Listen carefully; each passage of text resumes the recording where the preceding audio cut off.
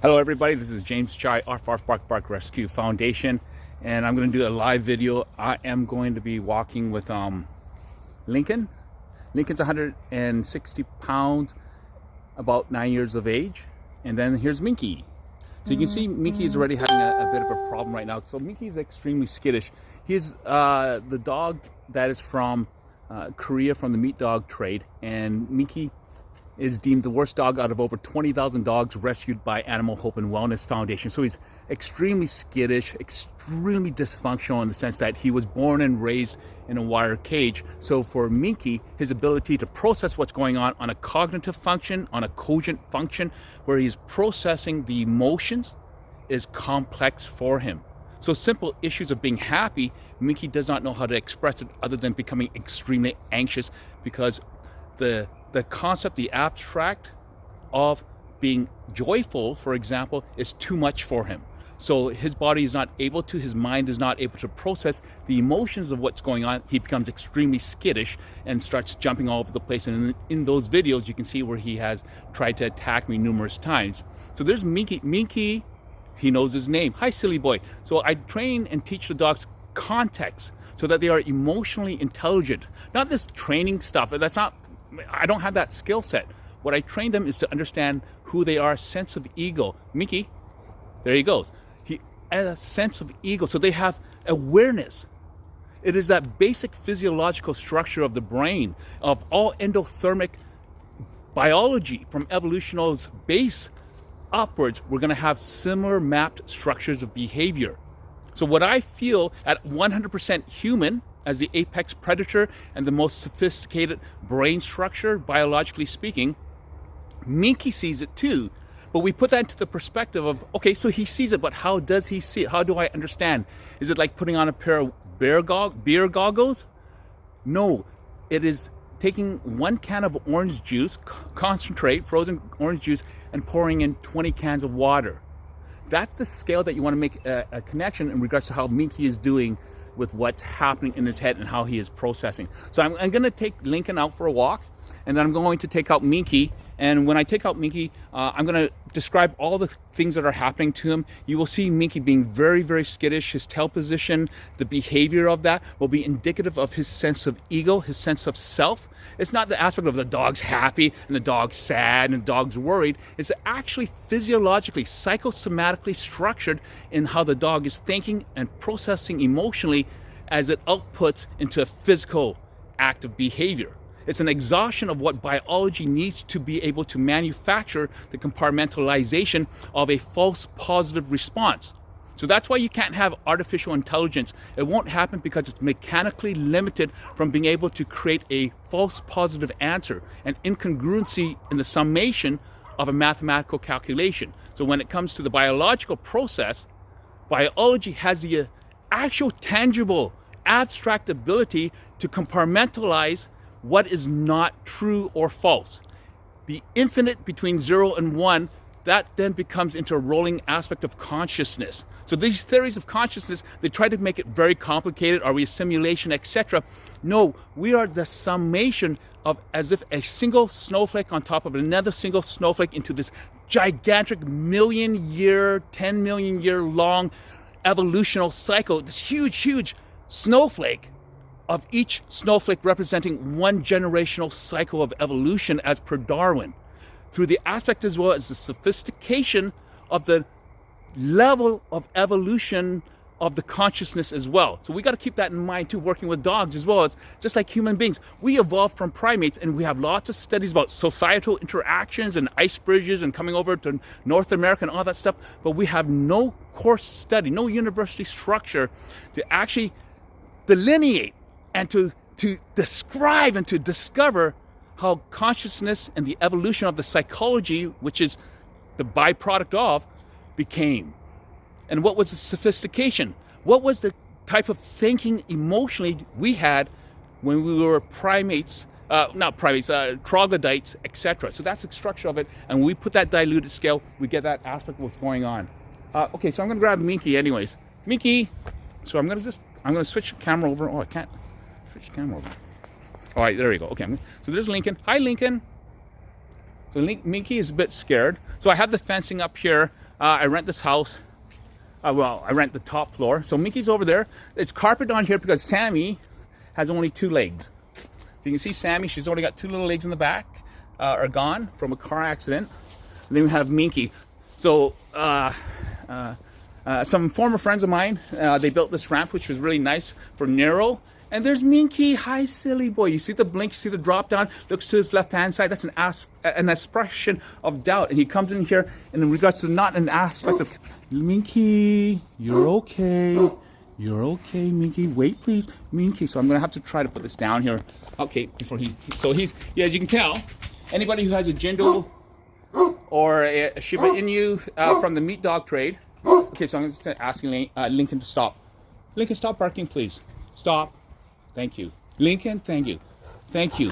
Oh yeah, silly boy. So you see that again is contextual. That's contextual. That's cogency. I spoke with him in a regular language, regular dialogue, and what did Lincoln do? He responded cognitively, instantly. I didn't need eye contact with him. If I want eye contact with Lincoln, I'm literally saying, I can't understand your nonverbal communication. If I gotta look at you, that means I can't tell what you're doing, dog. Literally, if you watch 2 wolves as they're running down, hunting prey, and they're 150, 200 feet apart, 200 meters apart, they can turn on a dime together. But if you study the tape, you can see one turn and then the other follow within a millisecond. So when you're asking your dog to pay attention to you, they already have. And then you're telling them, look at me. And in other words, you're saying, I don't understand you. Look at that, right here. Oops, I gotta turn this around. There we go. And that's what he comes to, right? So Lincoln comes here as an aspect of codependency, an overt codependency. And I always keep my hands still. So then I create a stability for my dogs to understand that I'm the solid anchor at all times. Not the alpha, but the parent. The person that you can rely on. I haven't moved my hand and he hasn't pushed against me at all. There he goes. Hi, Lincoln. Hi, silly boy. You're okay. And then the tone. Hi, silly boy. You're okay, Lincoln. Hi, silly boy. That tone of voice, which I've established as his voice key when I first met him, is going to be the same tone of voice I'll use when I say goodbye to him for the last time.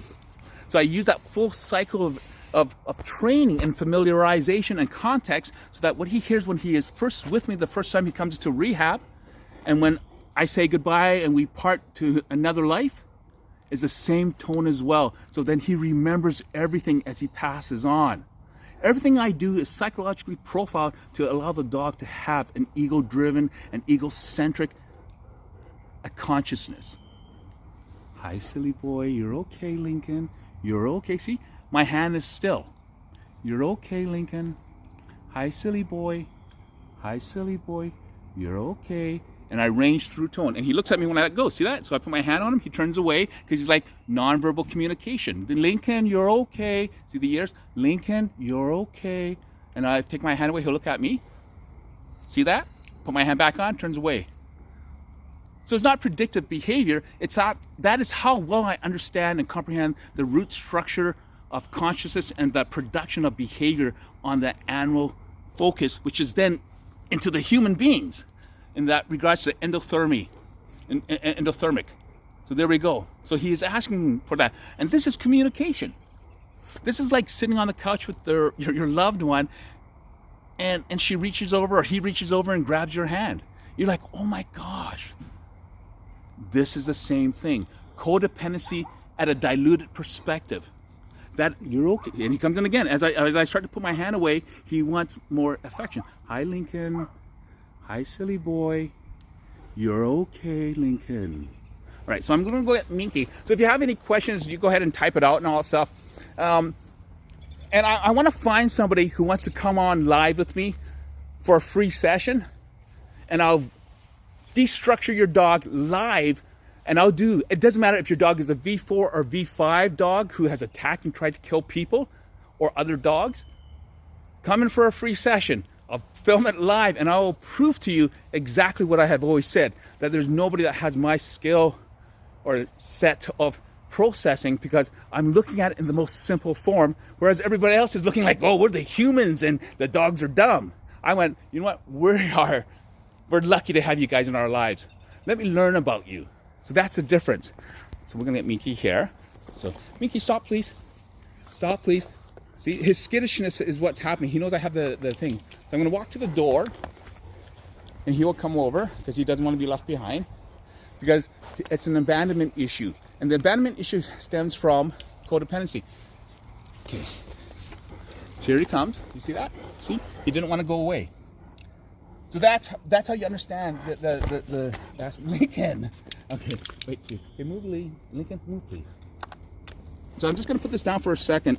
Hopefully Lincoln doesn't step on it and put it in the mud. We'll do it here. Oops. Sorry, guys. That's not going to help. Okay.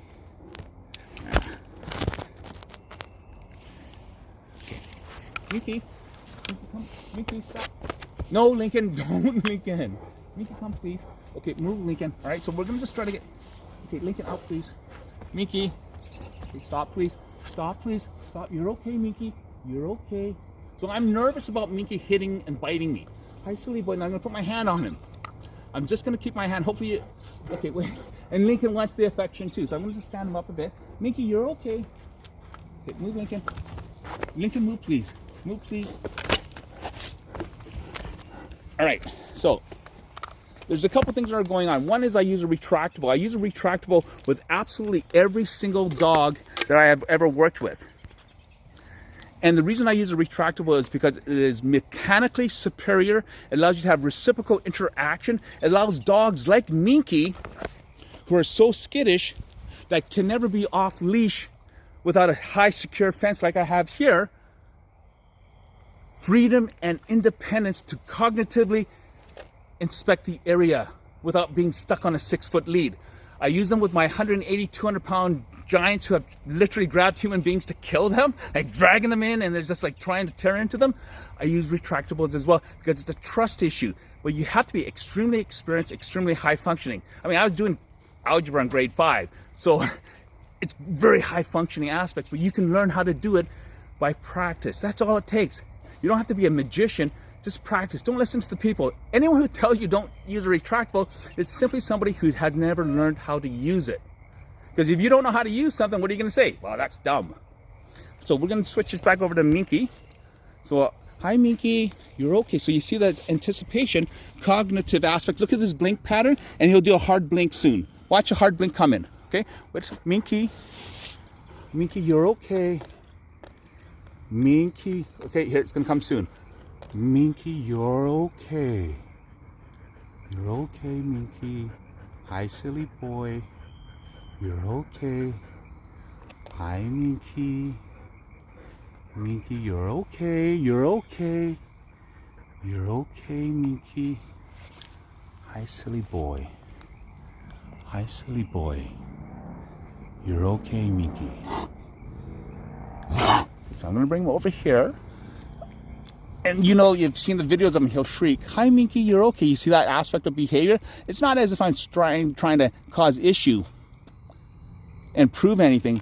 I'm showing him that I trust him. And if he does bite me, I'm going to keep my hands perfectly still. So then I create a predictive presumption of regularity.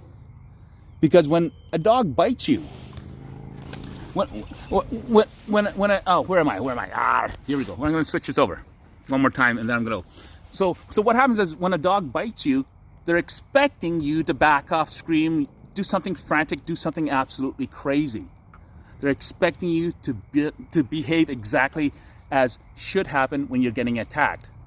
So when they bite me, I have to pretend it doesn't hurt. I have to pretend I'm not yanking my hand out of the way unless it's really quite massive. Like Lincoln's got me around the whole thigh one time, and that was really quite painful and bad. Hi, Lincoln. And of course, getting him this familiar with me makes me really super scared every time. Okay, so I'm gonna just get them out because it's kind of mean of them. There we go. Okay, so what I'm gonna do is I will let them out chronologically in seniority. So Lincoln arrived chronologically before Mingki, so then Lincoln will go out first. It's not an alpha thing, it's an ability to teach the dogs to understand where they belong in a family structure. Okay, so here we go. So we just do that, okay? So wait, Mingki, wait, Mingki, wait, Mingki. So I teach dogs the concept of time, wait, stay, and stop. So wait, Mingki, See how scared he is? So he can't even think cognitively. He's so scared of going outdoors, agoraphobic. No, Mingki, stop, please. Mingki, wait, Mingki, wait, Mingki, wait, Mingki, wait, Mingki, wait, Mingki, wait. Okay, so I'm gonna let actually Lincoln out first. Sorry. Okay, go Lincoln. Wait, Mingki. Go Lincoln. Good boy. Okay, so I'm gonna hold on to the lead line here on the brake.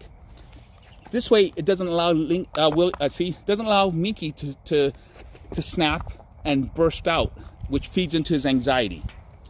So there we go, Mingki, you're okay. And then what I'll do is, before I leave this area, I'm gonna say, okay, let's go, and I'm gonna say it in the same tone of voice as if he was lost and I found a dog, and I would say, let's go home. So I'm gonna use the same tone so it impresses on Lincoln, on all the dogs, Mingki especially, that he's okay. And I leave the gate open for him to run back in if anything ever happens.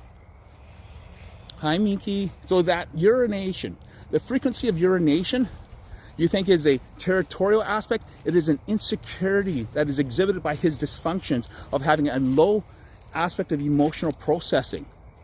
So out of anxiety, you can see he keeps peeing, and he will pee till he is totally dry and keep peeing. So that's an anxiety-driven behavior that is rooted in the dog's dysfunction of an emotionally narrow envelope. He can't process what's going on, so he needs to create a self-identity, which is an ego-driven behavior through the aspect of evolution and psychology. The ego is developed. Without the ego, there is no consciousness.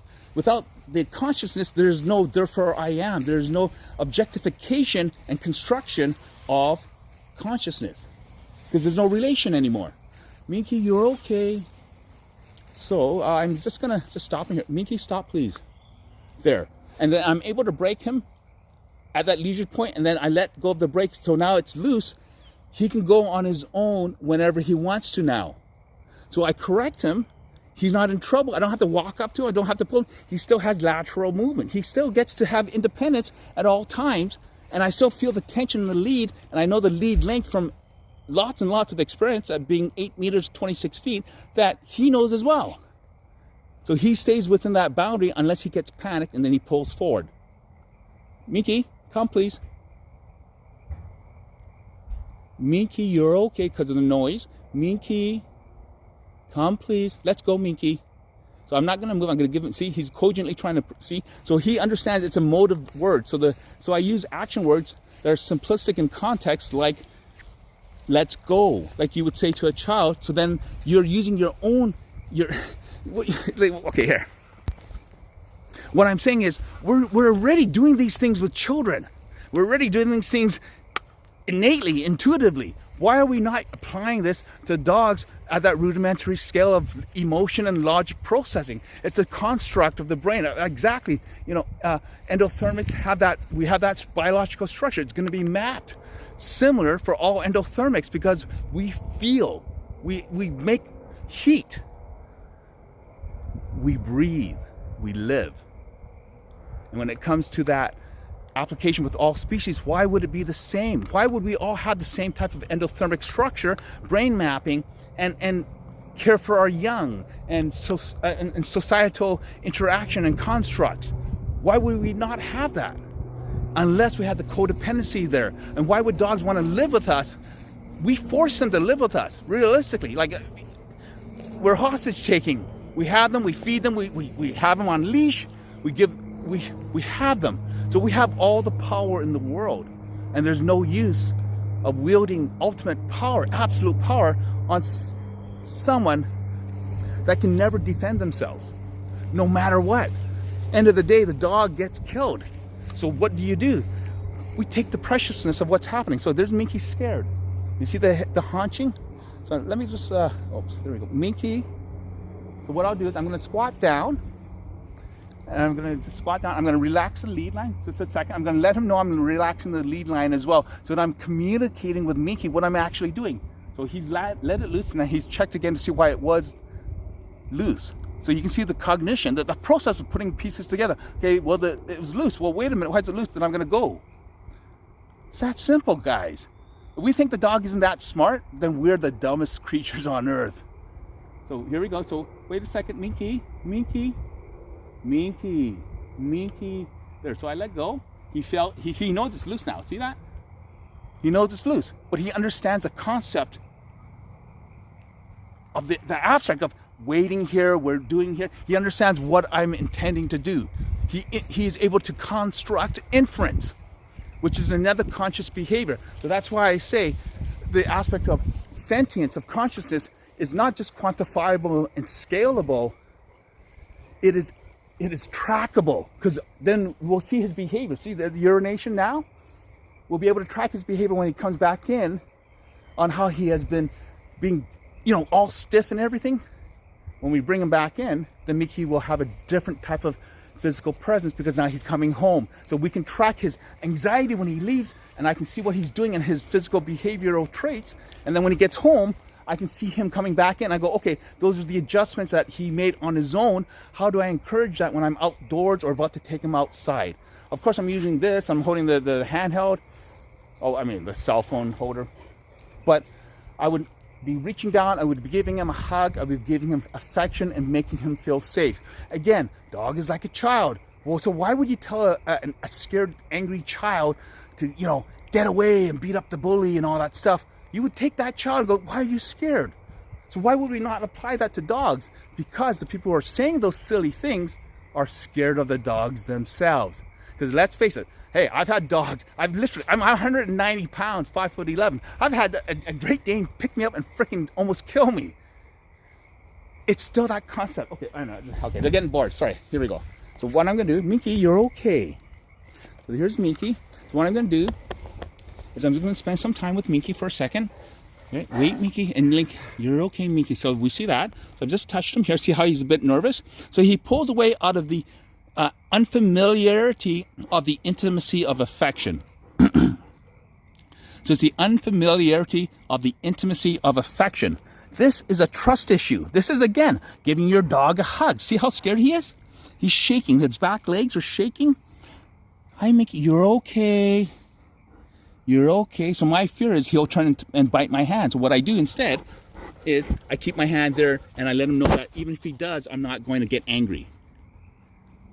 Right? Because his defense is, you're making me scared. I don't want you to keep doing that. Mingki, you're okay, silly boy. You're okay, Mingki. You're okay, Mingki.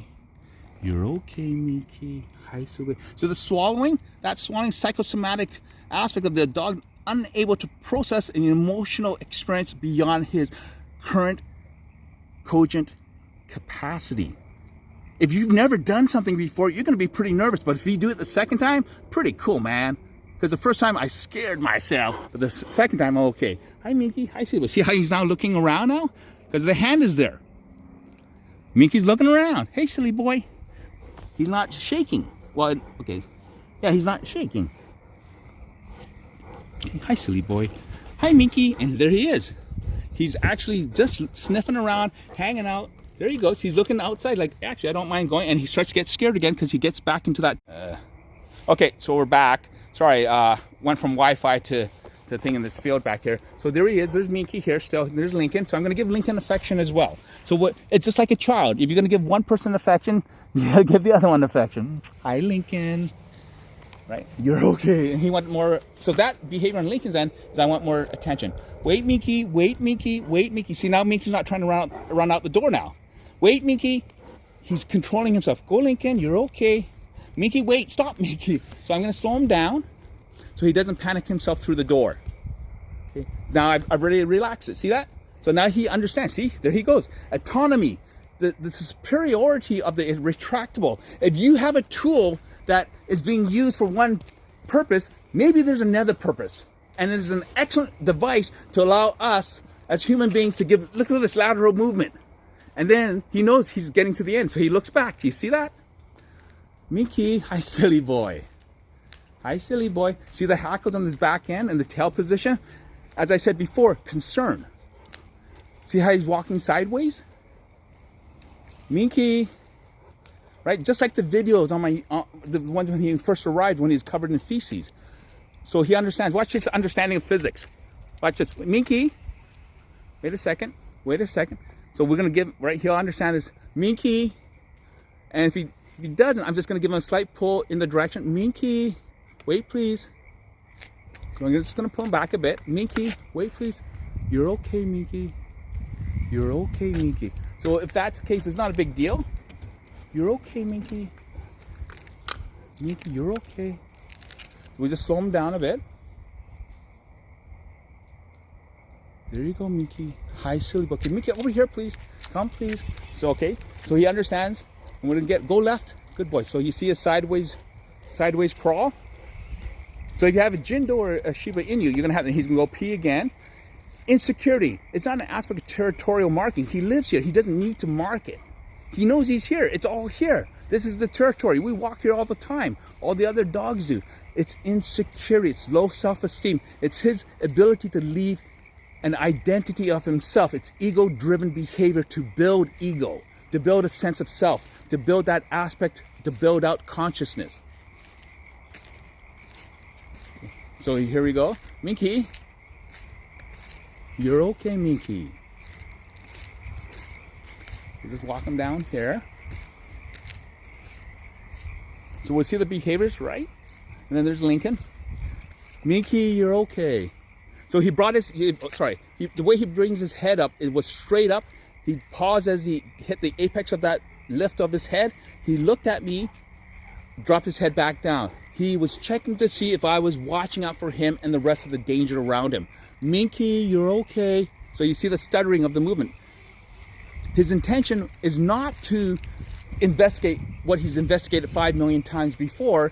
It's him to check out what I'm doing. Mingki, see how he's making that diagonal and the sideways, the crab walk?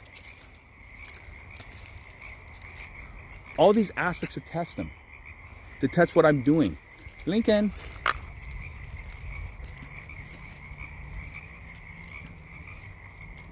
So he'll start to get further ahead. So here's the thing is, he likes to stay on the edge, out of safety. Okay. Well, thank goodness it's the bushes. So we're gonna go on to Lincoln. Hi, Lincoln. Oh, where did you come, Lincoln? Hi, silly boy. Hi, Mr. Lincoln. So that's gonna be stress on his end. Mingki. So we can see him starting to pick up again. You see the hackles starting to come up on it? I'm gonna slow him down. Mingki, Mingki, and I'm gonna just squat down and reset him. So I'm gonna do, so it's relaxed now. Mingki, come here, please. He's gonna come around in a circle. Mingki, right, here's the circle. I'm not doing anything. Hi, Mingki, come here, please. Hi, silly boy, you're okay, silly. Mingki, you're okay. So I'm just gonna bring him, Mingki, come, please. You're okay, Mingki. Hi, silly boy. Hi, silly boy. So watch his eyes. Mingki, you're okay. See that? Oh, sorry. Darn. Watch his eye pattern, right? It's going to be successive blinking. You see that? Mingki, you're okay. You're okay. You're okay, Mingki. So he has the physical ability to just pull behind. See? He could do that at any time. What he's doing is a codependent structure. Again, holding hands. Are you still there? What Mingki is doing is making sure that I'm still there. He's there for the safety. He could have just backed right off and walked away, but he waited and he wanted me to hold his hand. So again, that structure is what's happening is, yeah, the dog's a predator, and yeah, the dog's super dangerous, and yeah, the dog could kill you, me, anybody. But why? Because like a scared child, they're afraid. And what are they going to do? They can't talk to you because you've proven to them that you don't understand what they're saying anyways. You're telling them, look at me all the time. Well, dude, I don't speak anyways. So what are you going to tell me while you look at me anyways? So we want to give them the establishment of communication, everything. He's kind of stopped a bit.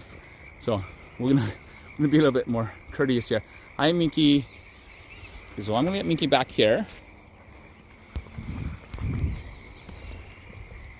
So I'm going to slow him down. Mingki, thank you. So he looks back.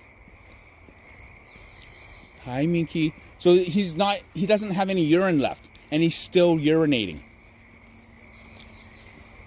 So now you can see he has lateral movement, right? Because what he's done is, when I bring him into the center of the road, he is going to keep pulling and pulling on the lead. But when he goes up against the edge here, the reason why he's going to keep going up the edge and not pull on the lead and not be afraid is because he knows visually then logically that there's no way of getting attacked from anything because it has to go through the water to get to him. So he understands that. He understands his sense of safety. So he places himself in that, as opposed to right here, where it would be pretty darn open for him. So now I'm going to bring him over here. Mingki, stop, please. Stop, please. So every command, I reinforce it myself. So he's pulling on it, right? So when he pulls on it, I'm just going to pull him back. Mingki, I'm going to relax. I'm just going to bring him back here. I'm going to shorten his lead length. Mingki. Right? So you see that? Now he's getting nervous again. Okay, so I'm just going to pull him back here. Mingki, you're okay. And again, retractable, an excellent superior mechanical device. The ability to pull back and recoil is much more faster, and you're not complicated by using your hand trying to hand spun it back.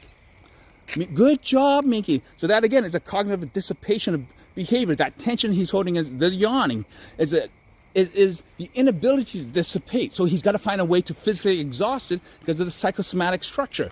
Mingki, so there you go. He speeds up. Now he feels the tension, so he waits. So and he understands the phrase SLOWDOWN. He understands that phrase. So what I'm going to do is, okay, so I'm going to let him speed up a bit, and I'm going to give him a correction so you can see the cogency of what's happening. Even when he's scared, you'll see him kind of pause and slow down a bit. So we're going to go there.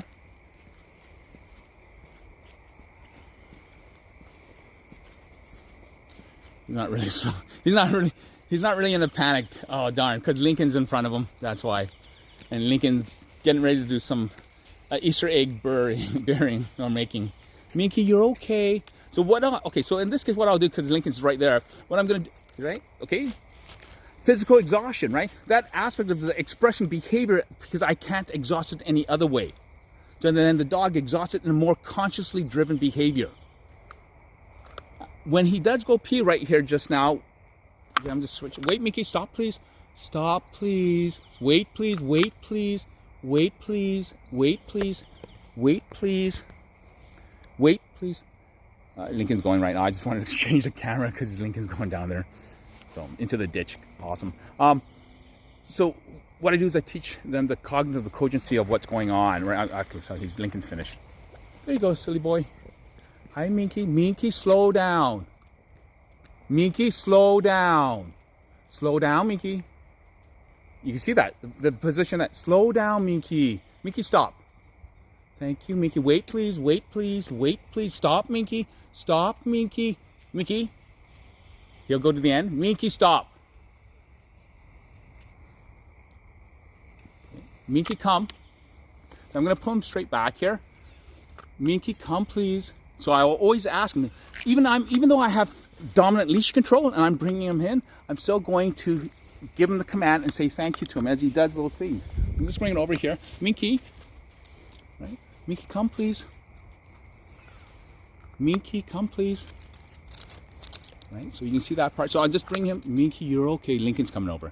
Mingki, Mingki, you're okay, Mingki. Mingki, you're okay. So I'm just, Mingki, stop please, stop please. Stop please. Wait, Mingki. You're okay, Mingki. Wait please. Wait please. Wait please. So, Mingki, you're okay. So there are people coming down the road. Mingki's scared of people. You're okay. You're okay. So he has lateral movement now. He can go wherever he wants. You see that? He can go any direction that he wants. And he doesn't. And if I let go of him, he'll run away. There you go. Okay, Mingki, let's go home. You're okay, Mingki. Let's go home. Let's go home. Lincoln, let's go home. Mingki wants to go home. We've also never been this far down as well. Lincoln. Hi, silly boy. Okay, Mingki. Yes, Lincoln. So again, back into the ditch.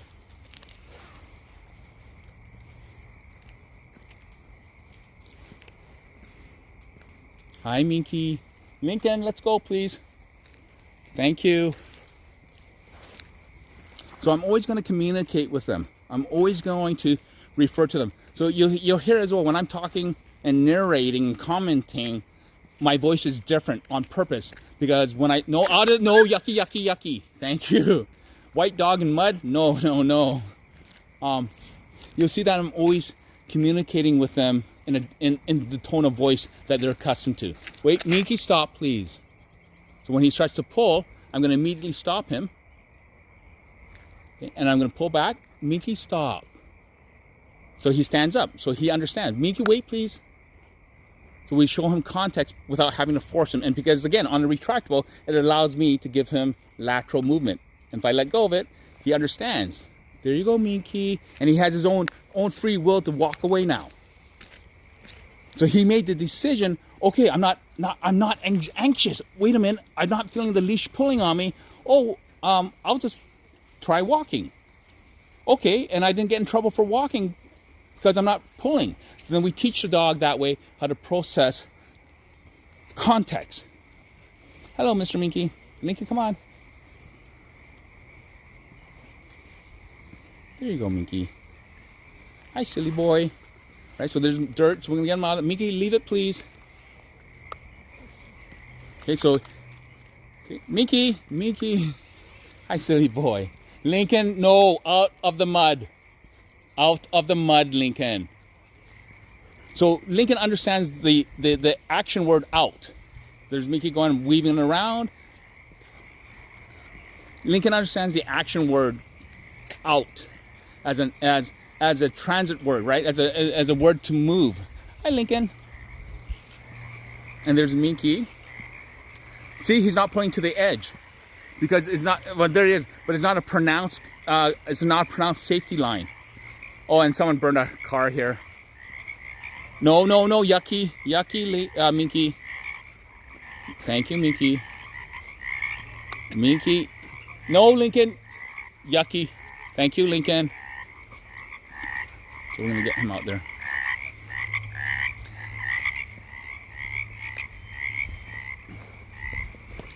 All right. Okay. So I'm gonna trying to flip this around. So I'm gonna walk him back, and then I'm gonna take out. Actually, I'm gonna take out David and William. I'll take them out, and I'm gonna be taking them out on retractables. And William's about 105, 110 pounds. He's like 29, 30 inches at the shoulders, 2.5 feet. And then David will be coming, and David is 3 feet 2 inches at the shoulders. He's 38 inches at his shoulders itself, and he's almost 200 pounds. And he's the one that was on 750 milligrams of trazodone, 80 milligrams of Prozac for 2 years. Hey, okay. All right, and then what ends up happening is, you're okay, Mingki. So there was a duck that you heard just now. So my reaction has to be to measure it without overreacting. And then I have to make adjustments for what I see as instantly as he's seeing. Otherwise, they feed off of me. So I shifted my tone the minute I realized it wasn't, and then went, okay, whatever. Yeah, so David's the one who was on that pretty significant dog. So I'll take him out, and they'll both be on retractables. And again, it's an excellent device, a retractable that allows a dangerous dog lateral movement to be able to go all around everywhere, and we can always feel the tension on the lead, so we know if he's pulling or he's not pulling, or if he's stopped, and we don't have to look. So that way it allows me, when I'm working with 2 dogs or more, to be able to give one dog a hug, like Lincoln. Hi, Lincoln. Hi, silly boy. Hi, Lincoln. See that? Lincoln. To be able to give him a hug while the other one is taking a poop in the woods. So that's the benefit of having that. It gives him the ability to understand the word. Oh, sorry. It gives Lincoln the ability to understand the word wait, because he doesn't have to pull too far. And if he pulls to the end of the retractable, all I have to say to him is, as I pull it back a bit, and he realizes, oh, okay, then I establish an ongoing perimeter for him with the lead. Lincoln, let's go, please. So he understands his distance, and so when I say to him the W-A-I-T word, he understands the concept because he's learned that he has a perimeter of it, and that's the word I say in that perimeter. So everything is just passive training. It's really taking advantage of what's happening. Hi, Lincoln, let's go, please. It's the same thing as teaching a child the word go in different concepts. So there's Mingki. Look at him. He's not worried about it, right? So we track the structure differently now. We track the structure totally different. Oh, it was raining and blah, blah, blah. But so we track the structure different of how the dog behaves, and we can see now his behavior. See that? You remember when we came through, he was scared, he was shaking back legs and everything. And Mingki's like, actually, I don't want to go back home. And he's all interested in what's going on in the world. Mingki, see that? Okay, let's go home. Good boy, Mingki. Now he's scared. So we're gonna let him have time. Lincoln, go in, go left. Good boy, Lincoln. Hi, Mingki. You okay? So see, he's waiting for me to give him affection. Look at that. You're okay, Mingki.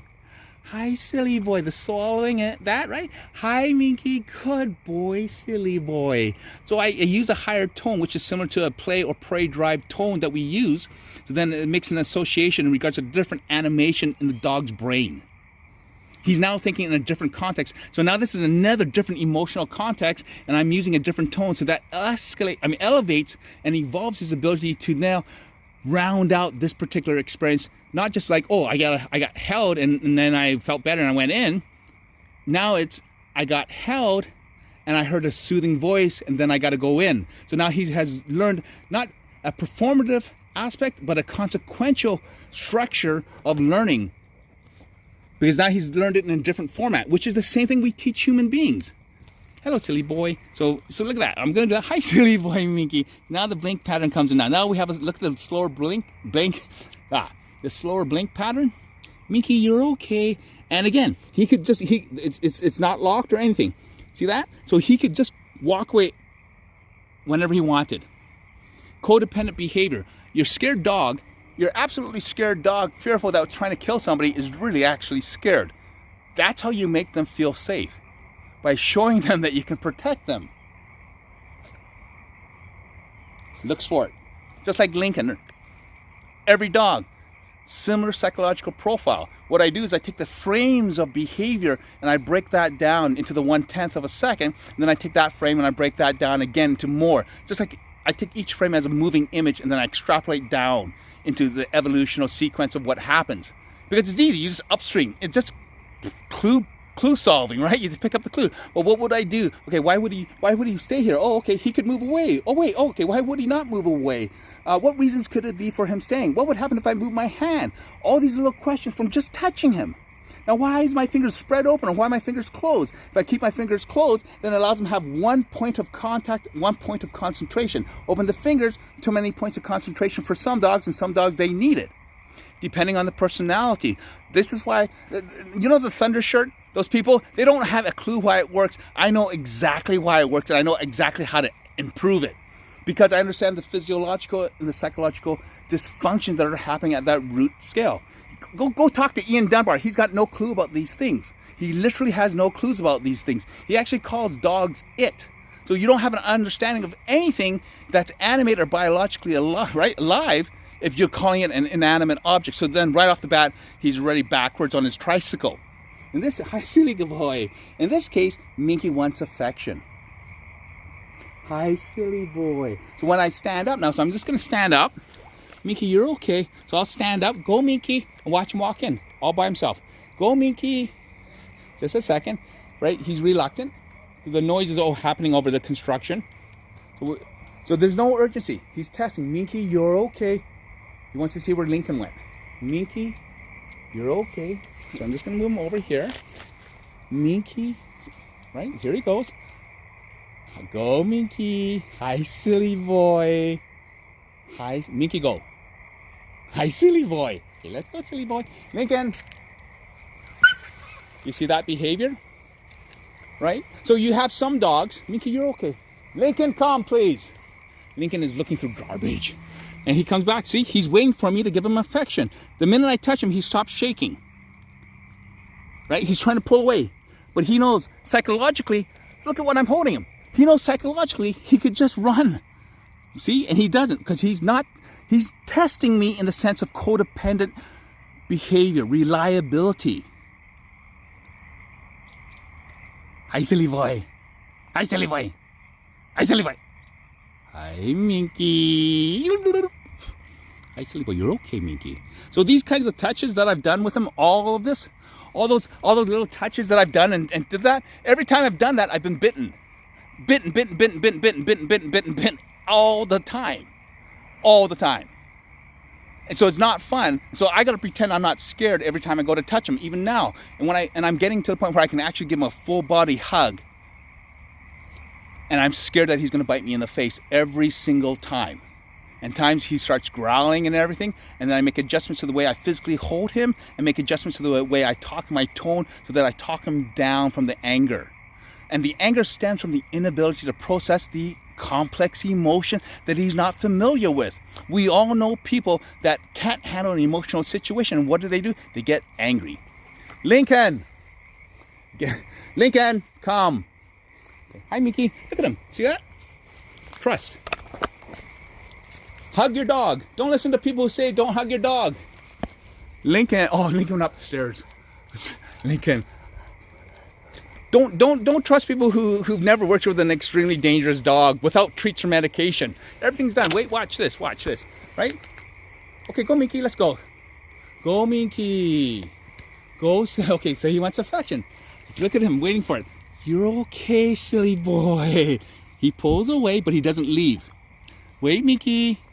Wait, Lincoln. Lincoln. Okay, all right, go Mingki. Go Mingki. Go Mingki. You're okay. Go, Mingki. And I'm going to talk him through. Mingki, you're okay. You're okay. Because the door is not fully open. You're okay, Mingki. You're okay. You're okay. Hi, silly boy. Good boy, Mingki. Stop, Mingki. Mingki, stop. So he understands the concept when he's even up. You're okay. You see that? So again, it could be a point where he bites me.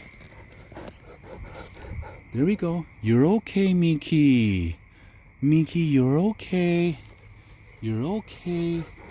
Hi, silly boy. Hi, Mingki. He looks to the left. I'm going to look to the right. I'm going to show him aspects of protection. There he goes. Look at that. He's checking to see if I'm going to remove my hand. That's conscious behavior. He is testing, as anyone who is codependent knows, will keep checking. A stalker, right? Are you checking out? I mean, where are you? Mingki, you're okay. See? You're okay. Again, he tries again to pull away. And he knows that the further he gets, the less physical contact, affection that he receives. And see the paw positions? Everything's beautifully placed. Look at centered, fully conscious physical placement. Mingki, you're okay. And if I let go of him, hello, silly boy. Hi, silly boy. Just like before he entered the thing, calm and cool. Hi, Mingki. And the blink pattern now has changed. Look at the blink pattern. See that? The relaxation in the eyes. He's interested. Hi, Mingki. And there's if he could fly, there's some geese or the ducks. Mingki. So I'm gonna just stand. Mingki, you're okay. So he stood up. I stood up.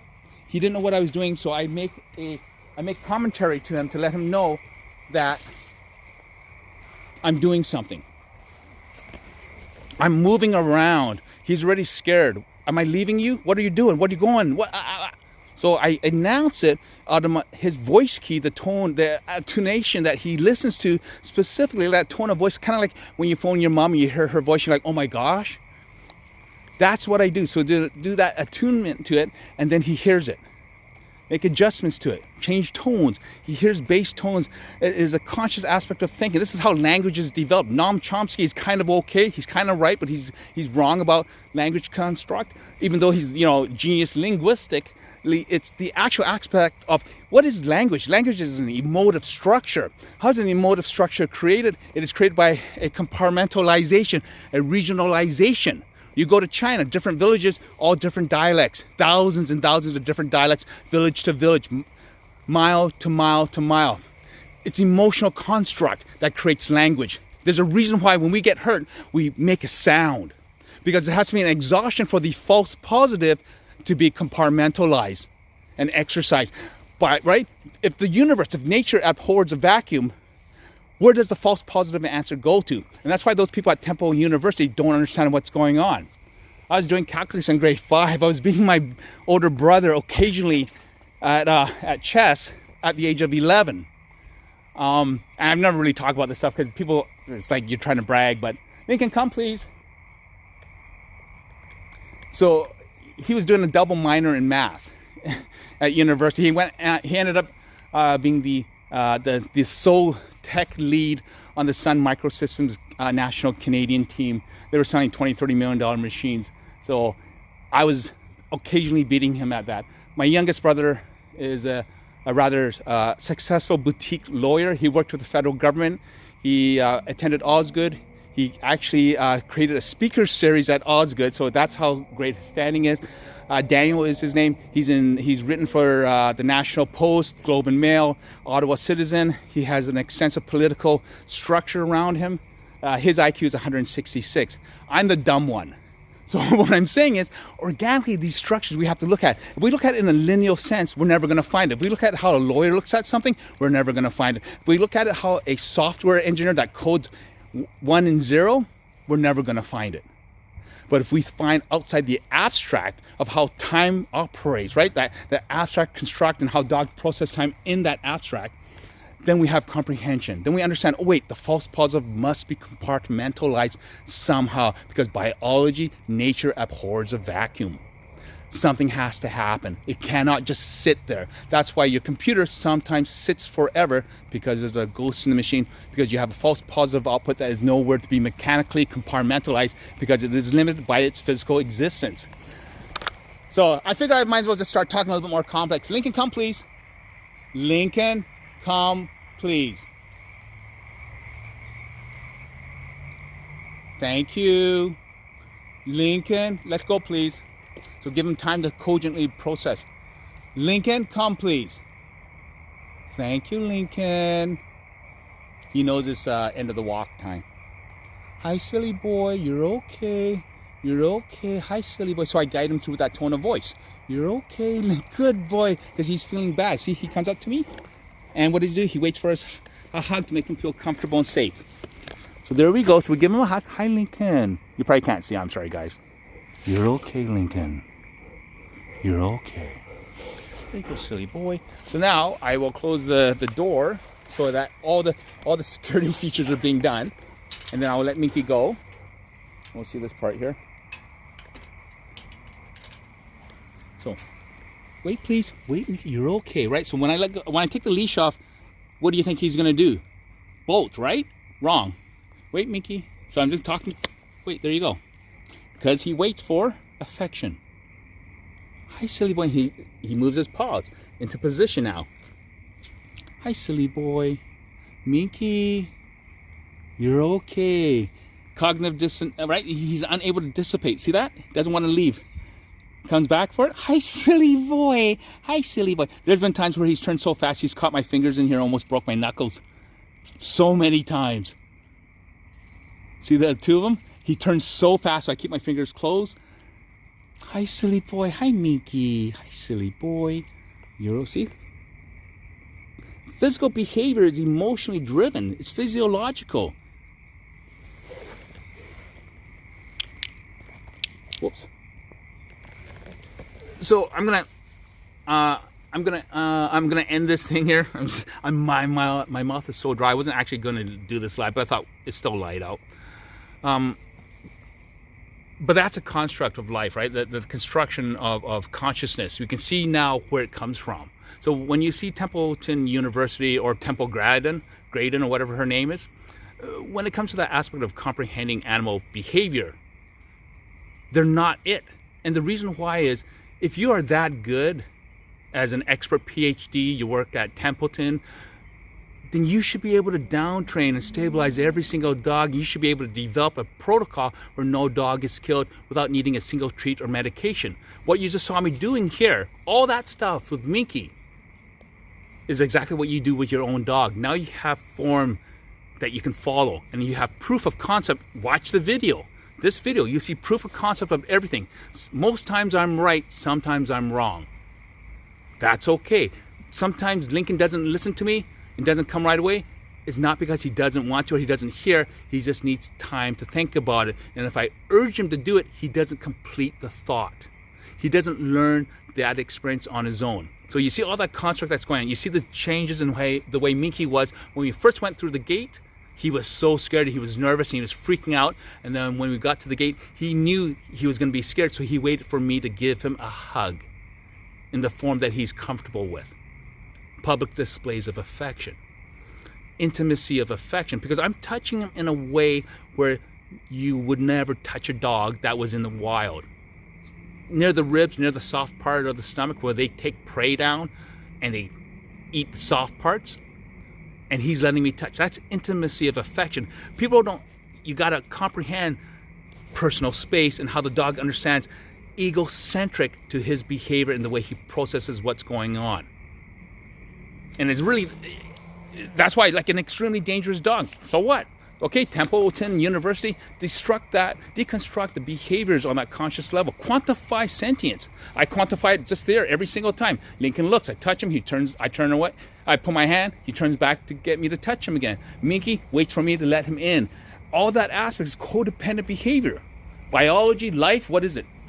Procreation, to survive, to be amongst each other. It's a universe aspect, right? The concepts are very, very deep.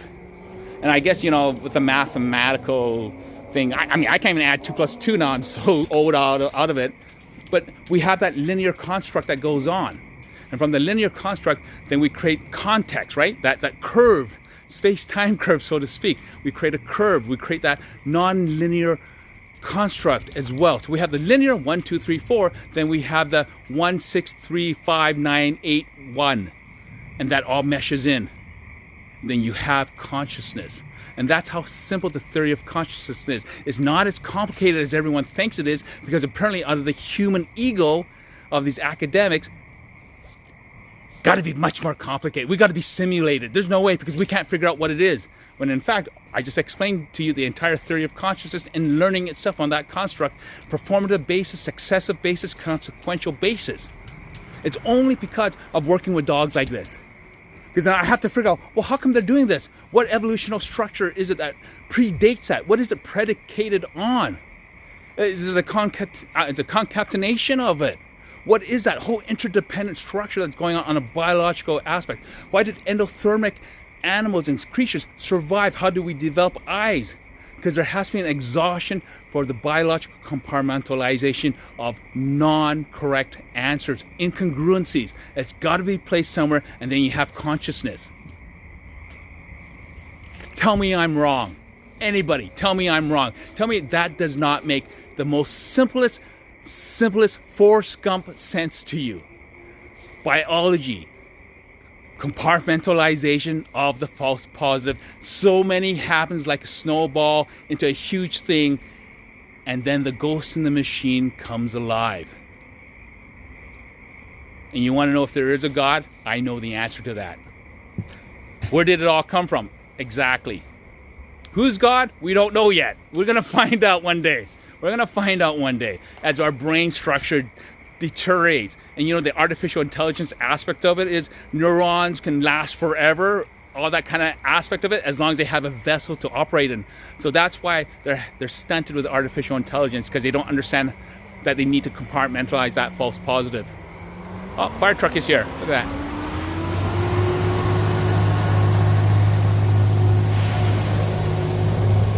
So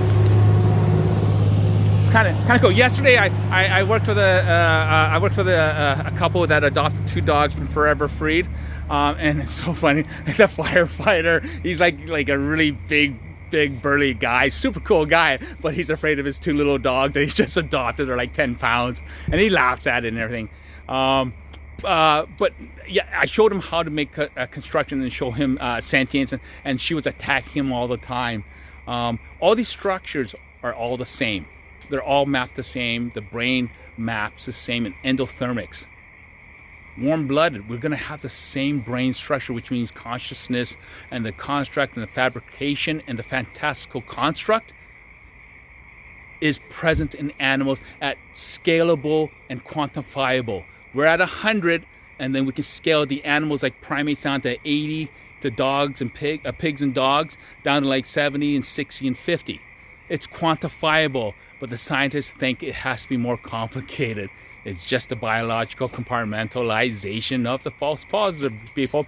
And we always figure out that theory. Anyways, I will let you guys go. Lincoln is totally bored. Mingki is... Mingki. Hi, silly boy.